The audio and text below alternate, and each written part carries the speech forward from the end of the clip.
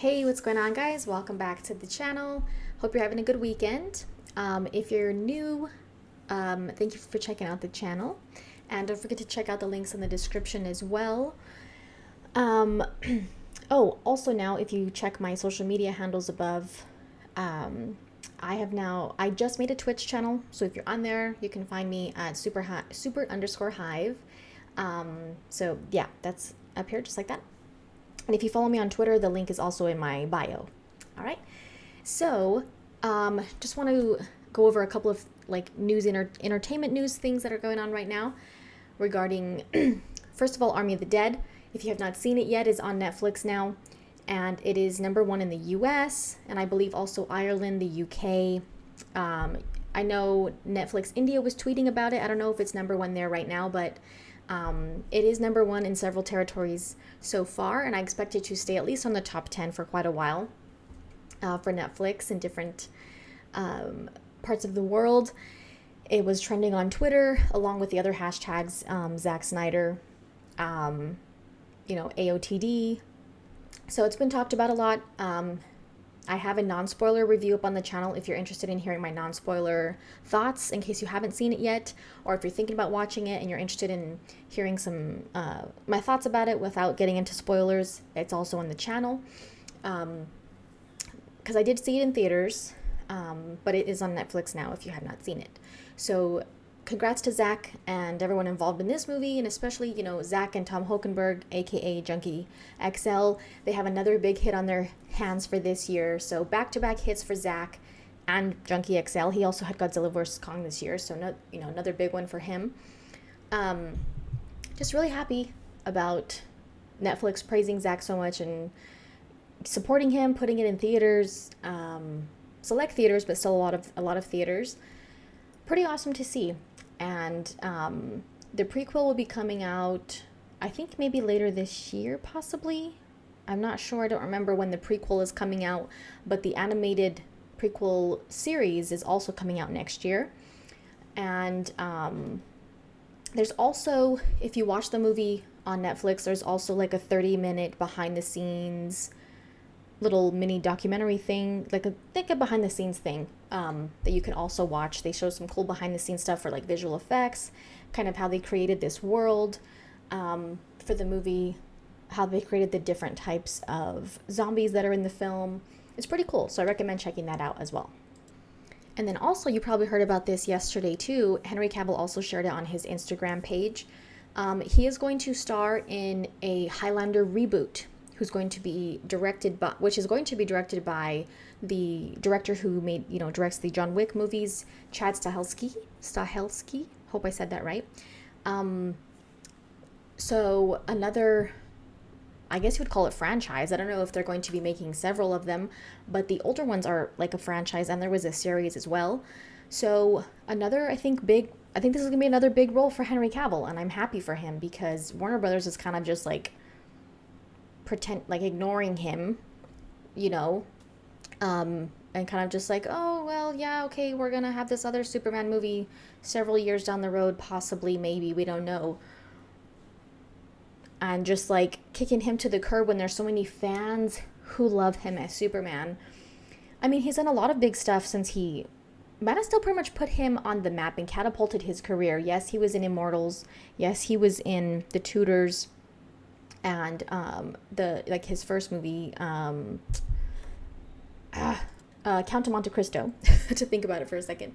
But Man of Steel really just like took him to another level.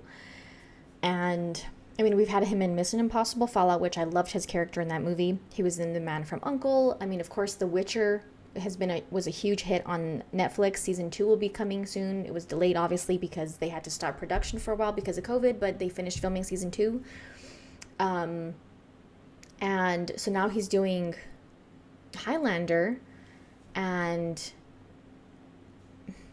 but Warner Brothers is kind of just like, they're losing him, obviously, because if he has these other things on his schedule, like, when is he ever going to be able to do another Superman movie if they were to consider that? So it kind of sucks. But I'm happy for him that he's continuing to get these big roles, and it's going to be, a Lionsgate production. So I'm excited for him. And I think that these kind of roles fit him.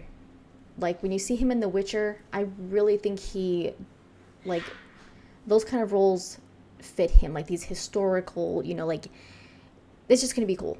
It's going to be cool to see him however he ends up looking in this movie. But I think it's going to be another big one for him. Oh, and then also, yeah, speaking of him being busy and everything, he's also returning for the Enola Holmes sequel where he plays Sherlock. And I really liked that movie. Not just because of him, but I mean, who doesn't like her? And it was a great cast. It was a cute movie. It was a good story. It was fun. I liked it. And I would definitely like to see more of him as Sherlock Holmes. I thought he was a great casting choice for that role as well. So he has, Warner Brothers is just passing on him. Like, it's pretty sad how these other studios and, like, they're recognizing his talent, that he can play these different, diverse roles, and that he's acquired a fan base ever since Man of Steel, BVS. I mean, thank God we got to see him done justice in Zack Snyder's Justice League, because imagine, like what Zack said, if the theatrical version of Justice League would have been the last time we saw him on screen as Superman, potentially, that would be devastating. So thankfully that didn't happen. And then also Snyder Cut news, just to wrap this up really quickly before I finish up the video. The Snyder Cut is finally going to be released in Japan. So May 26th as streaming and June 25th on hard copy. So that's awesome. And I know that this, unfortunately, it's taken a while for it to get to Japan, but I know that Warner Brothers probably hates that it's continuing, like, to be released in other countries and territories where it wasn't released in March, because every time it comes out somewhere, every time that comes out is released somewhere, it sparks the fire again, and people start talking about it again, and other countries are actually sharing their numbers, unlike HBO Max domestically in the US. So all those other places actually sharing their numbers, obviously it's done amazing in China just within a short period of time. So I expect it to do just as well in Japan. Why wouldn't it? So good news for the fans in Japan.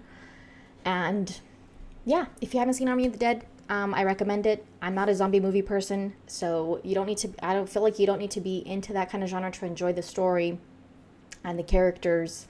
And it's just a Zack movie if you're a fan of his. So recommend that. And just wanted to share those, little news things that are happening. Don't forget to follow me on Twitch again, super_hive.